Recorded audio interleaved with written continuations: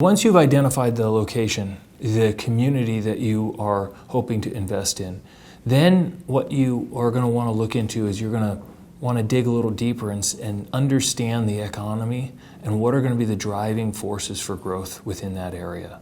So looking at, like I said, the big economic drivers, looking at where the outcome of that, so where is the areas of growth going to occur?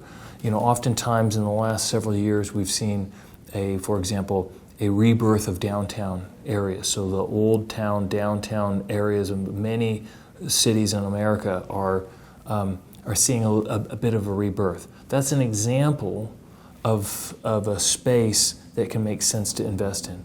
Other towns, for example, will have areas where a new community is growing, and you're going to see a lot of economic growth within that space.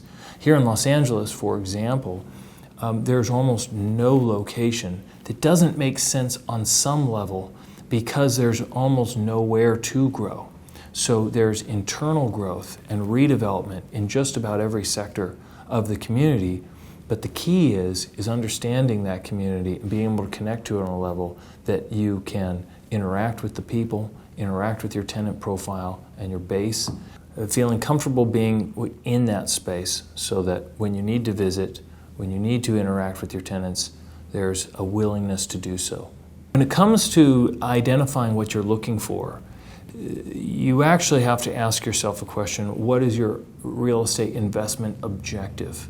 Because some locations may make for a wonderful redevelopment opportunity, but currently are under a fair amount of duress or stress, or maybe the entire neighborhood is on the lesser side within that community. Well, if you are looking to just buy and hold and maintain that property in its current form, then you may be better served being in another neighborhood that has maybe more established neighborhood trends that are of a consistency and quality. Like, for example, with less big thoroughfares, maybe more mature trees within the region. If you're going to buy and hold, you're going to look for something like that. It's like established characteristics that are going to be good for the population. Conversely, if you are looking from the standpoint of development opportunity and where is the direction of the town going, then you may find that some locations that may not fit for that buy and hold investment strategy may be a little more dynamic because of the change that may be inherent in that region, because the properties are not at their highest and best use, or maybe the whole area is slated for a larger redevelopment within time.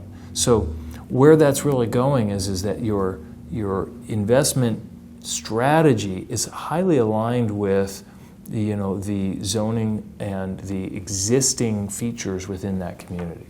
The first thing I recommend is that you do, it can happen concurrently, that you're looking online, okay? I personally, use Zillow or whatever, and start looking at the opportunities and familiarizing yourself with some of the physical characteristics that are presenting themselves within this community that you've now committed to. So, for example, in Los Angeles, there's a lot of real estate that was built in the 1920s, and there's a lot of real estate that was built in the 1960s.